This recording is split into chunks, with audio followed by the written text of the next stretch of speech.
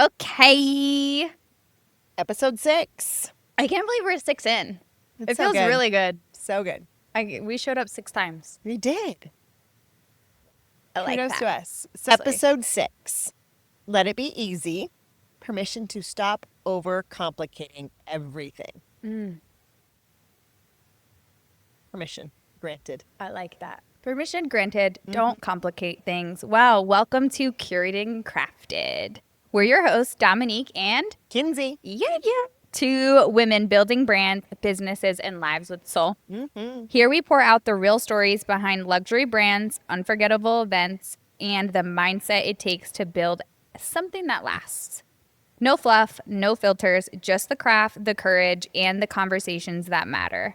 So grab your drink, get inspired, and let's craft something worth remembering. Yes. Cheers. I know. I like it. actually. Let's drink this crap. Let's do it. Okay, starting off with the first segment of our show, which is the pour. Yeah. Sometimes this gets cut out in our editing because we ramble here. Too long. Yeah. But we get in the sauce, you know. We need a few stirs. Little stirs. Little So, talk to me about a time that you made it harder than it needed to be in your business. shake. We could be here for hours. Time make harder.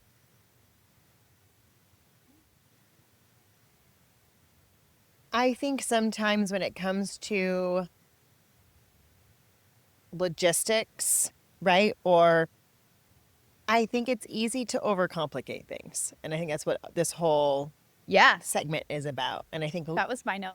It's like I don't try to, but it happens. right. And I think sometimes and we'll get into this more is you feel like you always have to be doing something, right? And I think sometimes specifically as a business owner, if you don't have something to do, then I'm not succeeding. I'm not doing enough. Right. Right. And I think that's why this episode is so important, because what we have learned and what we're trying to build It's an everyday thing. Yeah, is it doesn't have to be Exactly. complicated. That has nothing to do with your worthiness. It has nothing to do with how successful you are, by how busy you are. Right. And it definitely doesn't equal your worthiness, because that's another piece of it, right? Yeah, I think that I run in a lot of lanes. I have a lot of responsibilities. I have a lot of buckets. And because I have so many, it can become complex. And I have to make it very intentional. Yes. To stay in my lane in those in those buckets. And then I have to purposely try not to complicate things. And I also have to purposely remember to delegate them. Yes. Because I'm like, oh, I can't do everything. I can't be everywhere. No. And I don't want to be. And a compliment to you, I think that you do that really well. Thank you. Really well. I'm meant to go in all the lanes and avenues. Really well. Yeah, I like to stay, if I could stay high level, I will. And when I want to get into the nitty gritty, I want the opportunity to choose to, not have to, right? I like the ability to teach and lead and allow others to run in that sense. Dive deep. Yeah, and then I can tell I am doing a good job of teaching when they're understanding quickly, because I've made it simple enough to understand. And I think that when you're able to get to a point where you have to teach somebody what you do, you recognize really quickly if you're doing it a simple way. Or not. That's correct. Yes. And you're like, oh, wait, can I communicate what I do to somebody else? Can I easily teach them how I do it and why? Do I have it documented? And if not, then that's where you start. For sure. Yeah, absolutely. I think also when it comes to simplicity, it makes it easier to start. And I think a lot of people don't start because it's too complicated. Because they've made it complicated. Yeah. In their brains. Doesn't. Yeah.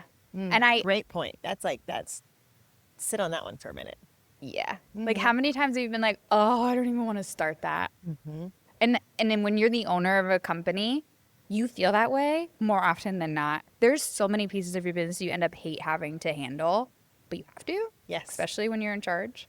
And if it becomes too complex, especially if you have like anxiety or you get overwhelmed easy, make it simple. Yeah. Because if it's too hard, you won't even start. And then it just piled on and adds up. And so if it's too complicated, I'll ignore it until it's simple again, right? Like one step at a time. And I know that. So I like purposely try to organize my days, create those buckets, create like everything I can to keep things as simple as possible. And I often bring myself back to my children, which is like, could I teach my boys how to do this? Right. Or would they understand what I'm saying here? And if I check that box, I'm like, okay. You're doing it well. Yeah, I'm like, yes. Or simple enough. I don't know about well. We'll see if it works. Not saying what I do always works, but it'll be simple enough to follow the steps, right? And you know, my girl Brene, she always says clarity is kindness and being clear. We talked about being clear a lot on this podcast lately. Being clear is insanely helpful. I agree, because if not, then assumptions and perceptions can creep in, and they're not always the right ones. Yeah. But it also makes it more complex because you're leaving things unanswered. You're leaving room for assumptions. You're leaving... Right, because you're not clear. Yeah, and you're not making it clear enough for whoever it is to understand, whether it's your client, your employee, your whatever, your vendors, anybody. Yeah, clarity is key. Today's going to be an interesting topic. It is. Today, the permission to stop overcomplicating everything. I would also even say we did a great job today with not overcomplicating this podcast, because we decided to not even really get ready for it today. And we're like, we're going to do it anyway. We're just going to jump in and do it. Yeah, we were dressed and ready to record this podcast for the last 2 days. And then the day we choose to actually do it, I'm like, hi, I didn't really get dressed today. And you're like, oh, great, me either. And I'm like, okay, great, we're going to do it. We're doing it anyway. Allowing us to get out of our own way and saying like, oh yeah, we're not glammed up today and we're still going to get on camera. A lot of people would refuse to do that. Yep. And they would overcomplicate it. That's a simple thing, right? Like, I would even ask yourself, is this required to do this? It is not required for me to do my hair and makeup to get on this camera. Would I prefer that? Of course. Yes. Especially when I have to sit in hours of editing myself.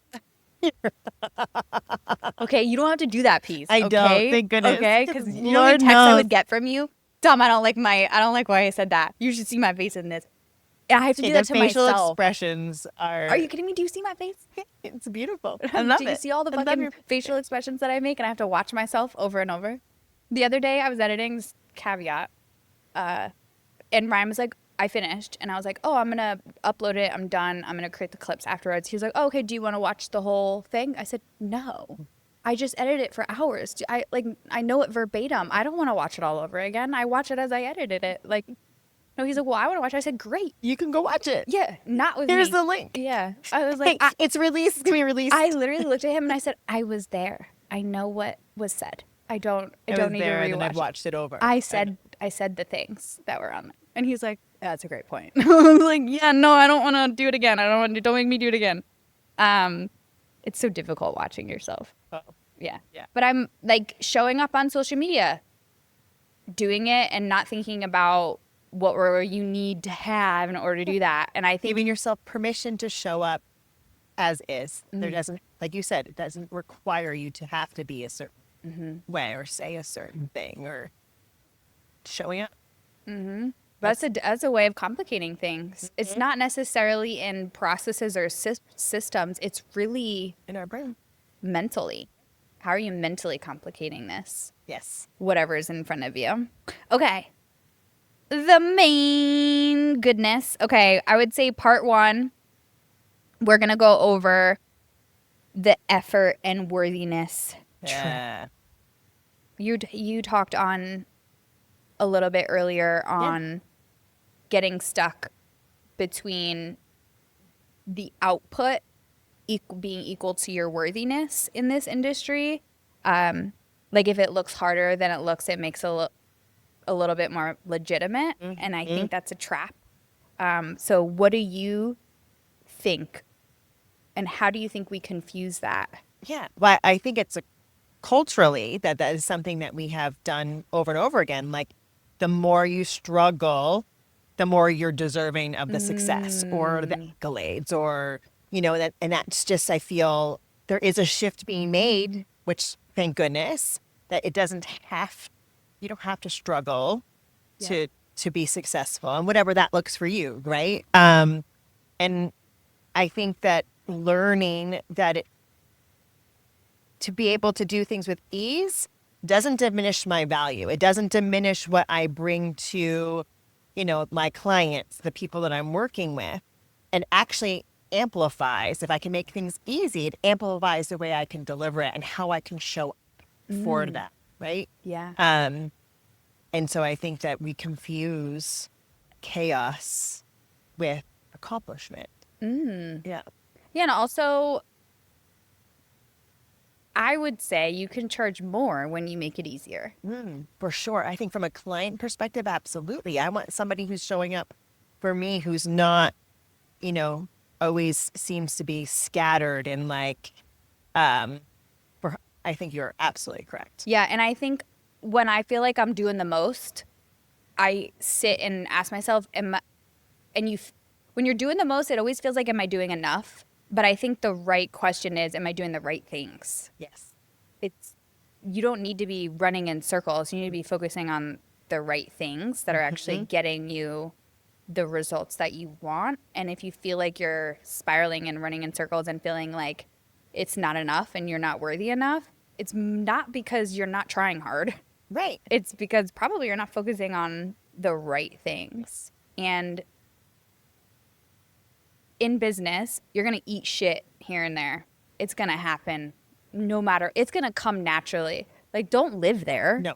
Like, don't allow yourself to constantly not enjoy when it doesn't feel like you're eating shit because it's going to happen on a routine. Like, it's the nature of business for it to not go well once in a while or for you to have an issue or to solve a problem. That's the whole point of being an owner and not an employee. But allow yourself to be present in the moments that you don't have to feel chaotic. Yeah. And enjoy them. And it's okay. Agreed. And I think specifically in our event space, right? Planning events, executing events, it's like we need to stop glorifying the grind and start celebrating the craft, right? And that craft, if it's doing something you love and that you're enjoying, it should be with ease. Yeah, I agree with that.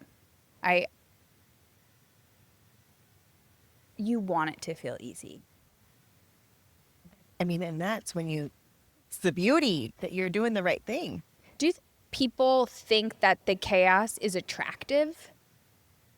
I do. I mean, there was a point where I thought that I thrive in chaos. I do. I'm right? able to. Yeah, I am too. But I think that is the idea and the conception in my brain that that's where I needed to live all the time. Right? And realizing that most of the chaos is something that we're creating. Right? Buck stops with you, huh? Yeah. That piece as an owner, right? I think also you need to have the skill to be able to thrive in chaos. Yes. I mean, yes. It's a skill. It is. But to your point, you don't need to live there. No. And thinking about how exhausting that is. Yeah, long term, it's not sustainable. Not at all. No. I couldn't. And I enjoy that chaos. Oh, I do too. I'm like, I don't want to live there. Yeah. And I think it's something to learn. How do I enjoy calm? Right? Because I lived in the space where I was like, oh, I thrive in chaos. The calm is what felt uncomfortable. Damn. So if anyone's listening to this and they're like, I don't do well unless I have a lot going on. Sit in that. I'm that way. It doesn't have to be chaos. You can have a lot of buckets you manage and it doesn't have to be chaos. And from someone that does that exact thing, It doesn't have to be, but it can be. It can become it very easily. And you have to keep a manage on it. But I'm like, I wonder if it's the people that search for it and create it have a genuine fear of being present. I just say you need to sit in why. What in the calm is uncomfortable? What aren't you dealing with? Or what are you not wanting to deal with? Yeah. Yeah. Because we create that chaos for a reason. So if you're having an area of which your business is overly complex and it's creating chaos, at the end of it, you're uncovering what you're ignoring and not wanting to deal with. Damn. And you think you were just making it complicated. Nope. Yeah. You're not dealing with a core issue, whether it's you or your business. Yeah. And it's typically the thing that you need to grow in. Absolutely. Right? Damn. That's a good one. Layer on Nugget. layer. Nugget, on nugget, layer, nugget. on layer. Yeah. Damn. I like it. Yep. What's our next? I don't know. I got one for you. Let's see. Miss Dom.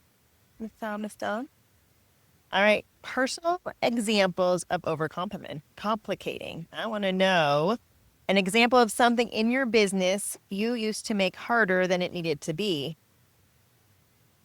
Oh, wait, I skipped one. I need to ask you one. Oh, great. Wait, because we just did number one you're for right. you. You're right. And I need to do number two for you.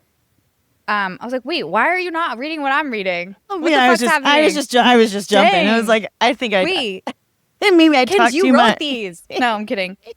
Oh,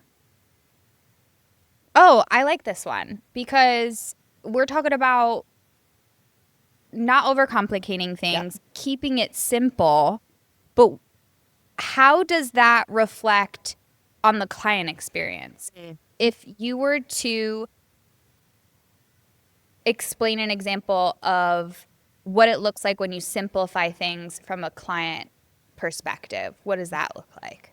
I think simplifying from a client's perspective is coming at it with ease, coming at it with clarity that you're listening to the client, right? And you're showing up with an energy that you're present. And oftentimes I think when we're overcomplicating things, you're coming in with like a to-do list that is so much like you're prioritizing that, and your energy of chaos is like a steamroll in that room. The client can feel it. And whether it's coming out of your mouth and you're voicing it, or it's like you're checking off that to-do list in your brain because that's what you're prioritizing, or the chaos that you're creating, the client can feel it.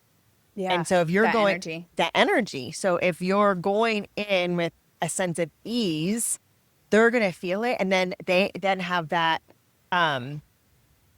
knowing, that confidence that, okay, my event or whatever is going to go off with it successfully. Yeah. I love that you came at it from an energy perspective because my brain went to a systems perspective. Like if your system internally is not clear, your clients will feel that immediately. They will get confused. And I will say that if you're experiencing clients routinely asking you the same questions, not having clarity around the same areas, it's a big red flag and opportunity for you to create a system to educate them on what it's like to work with you and what it will be like. And you can educate them on that on the front end and avoid that confusion. It also will help you close your sale too, because you can easily walk them through what it'll look like if they worked with you. If you said yes to us, this is what it looks like and how we're going to service you, how we're going to provide value,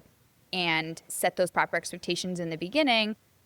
But the clients will immediately feel if they're on a sales call with you and you're unable to demonstrate or answer their questions, they're going to know right away in that energy. Yeah, the energy is crucial.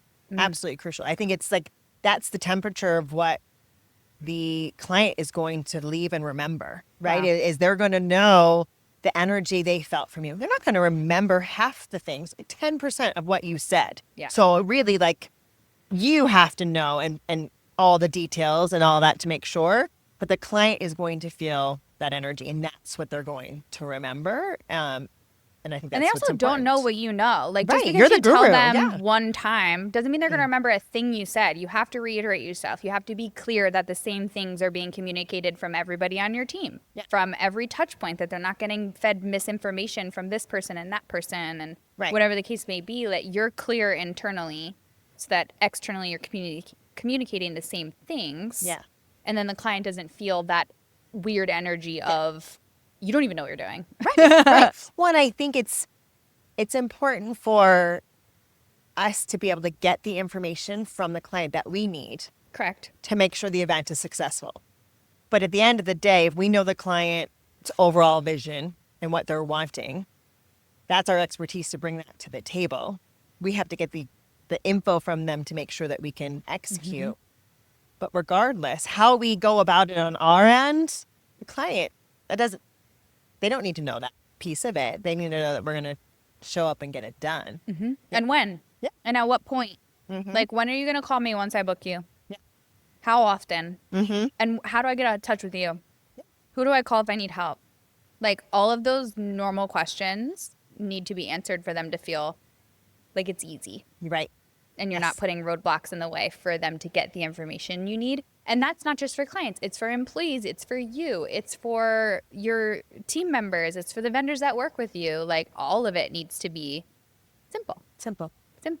Doesn't have to be complex. I love that. I agree. All right, Miss Dom. Oh, goodness gracious. Oh, my goodness. Okay. All right, here we go. What's an example? I think I already said it, but we're going to go over it again. Yeah. What's an example of something in your business you used to make way harder than it needed to be? I like this one. In the beginning of Soul Agave, and I think everyone might go through this as well. Correct me if I'm wrong, people. But it was not understanding where my scope was and saying yes to things that weren't something I should have said yes to, especially from the planner perspective, right? There's a lot of areas that we had to learn in the beginning that, like, oh, no, we do not handle that. Right. We have people for you or whichever, but the scope creep, especially from a planner perspective, can happen really quickly, because if there's not someone to do something, they immediately go and look to the planner and be like, so Right. Yes. you gonna handle this? Yeah. Because they think it's our job. Yeah. And if you have to get really Very clear on what your scope is and what you do say yes to and what you don't say yes to and where you say no. But that's great. That's really good. Clients want somebody that are going to say yes to them, of course, right? Like, they don't really like being told no. I don't like to say no if I don't have to. And you don't have to say, nope, sorry, that's not my job, not going to do that. That's not what I'm saying. Yeah. But I'm saying get really clear on, if they're routinely going to ask you, or routinely this is going to come up, you have to decide, is this something I want to charge people to do? Is this something I even want to handle? Is this something that can be handled by a different service provider? Right. And I should recommend them over there? Or is this something that I want to take on and create a service offering? And in the beginning, it was say yes to anything and everything you could, get the reviews in, get the reps in, get the events under your belt, whatever your business is.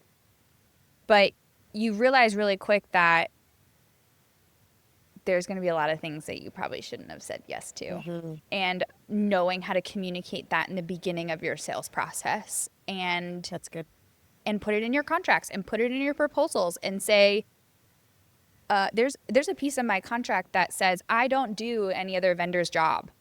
Right. And I know that's so simple and it's ludicrous to even have, like, you would think it would be ludicrous, but as a planner, when I show up on site and another vendor doesn't show up to do their job, that does not make me the MC. Sorry. Yes. I might do it anyway because you have me if you have on site, but I'm not going to make my employees force themselves to go be the MC. Now, depending on which planner you get from my team, they may be like, let me do it. Give me the mic. You know what I mean?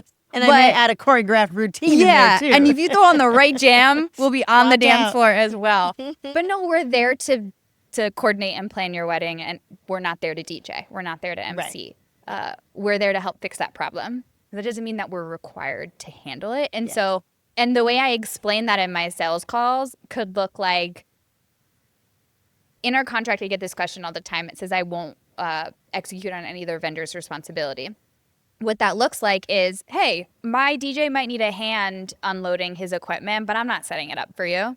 Oh, if a florist gets on site and I help them set up their arch, doesn't make it now my responsibility to tear it down. Right. Right? Yes. And so it's also educating them along the way and connecting with those vendors and making sure everyone's under the same expectations and blah, blah, blah. And that's your different planning styles. Everyone has different yeses and different no's. Yeah. And I've actually just got off a sales call recently that a bride was like, oh, I just talked to another planner and they told me they absolutely would not give me their recommended vendor list. Yeah, I was like, interesting. I was like, once you paid, they said no. They were like, no, we weren't under the right package for them to share their vendor list. I'm like, that's interesting to me. I was like, that's not a style that I would take because I would prefer to work with the people I recommend. Exactly, because then always, you know they're going to show up and you're not going to be asked to MC or DJ or be tearing down florals because these are vendors that you've established a working relationship with. Yeah. And of course, in your heart, if they needed you to jump in for some reason, you would go over the moon for them. But that's interesting. Yeah. And then I realized really quick that the integrity and the execution, the quality that I have was a lot less when I was taking on things that weren't really my responsibility. Right. And I wasn't able to show up for my job wholeheartedly. Yeah. And spread too thin. Which I think leads really great into the next question, is recognizing overdue mode. So how do you catch yourself now when you're in overdue mode? Okay. I personally, so I'm a little bit of a weirdo, and I like to time myself to see how long things take.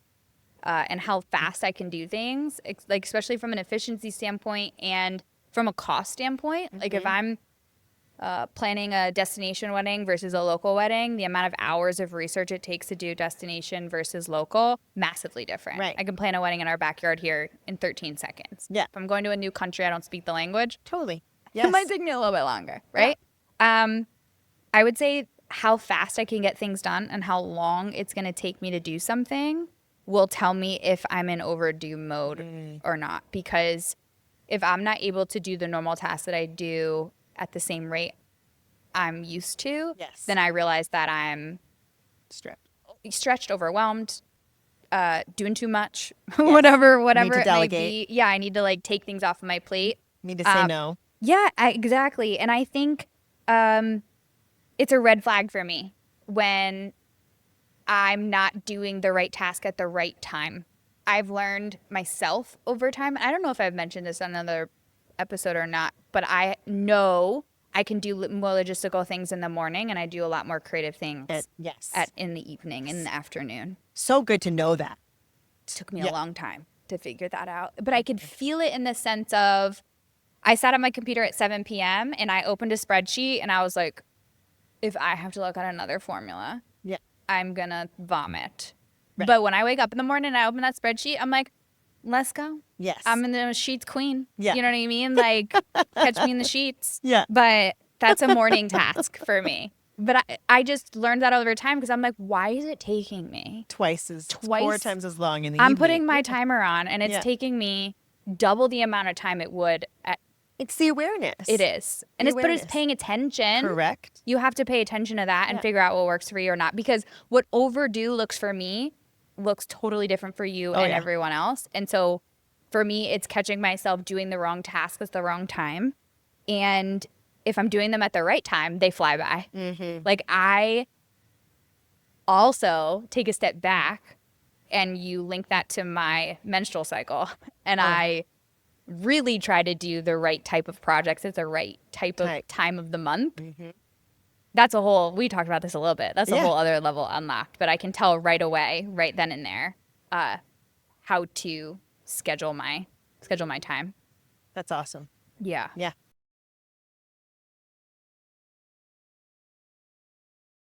Yeah. Oh, I Yeah. like that. That's good. Yeah. How about you? What helps you trust that that simplicity is delivering at a Yeah. high level? Well, I think it goes back to kind of the title is giving myself permission to let it be easy, right? And That piece. That piece. Yeah.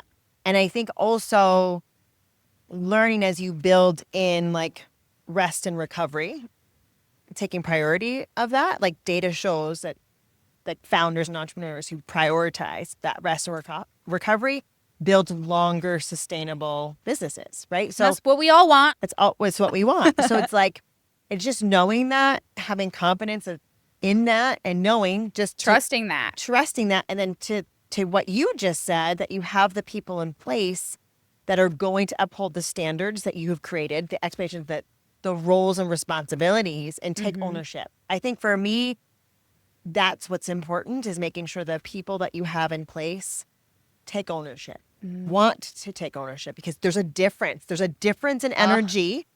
And I'm energy. You will constantly hear me talk about energy, because if it's the energy isn't there, something's misaligned. Yep, exactly. Right. And so somebody who takes ownership and is excited about it is going to have a different outcome than somebody that isn't taking ownership. Yeah. And I would say I feel the easiness when that's actually happening. Like I feel grounded when everyone's running in their lanes and that's actually getting done, and I'm allowing it to get done. I'm not worried about it. I'm not stressed over it. I am allowing it to take place. I'm not micromanaging it. Yes. I'm not hovering over it. I'm checking in. I'm still making sure my expectations and outcomes are being met.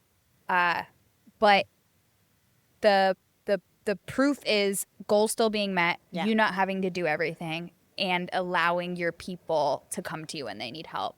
But finding those people that want to take it and to your point, own it from beginning to end and enjoy owning it. Yeah.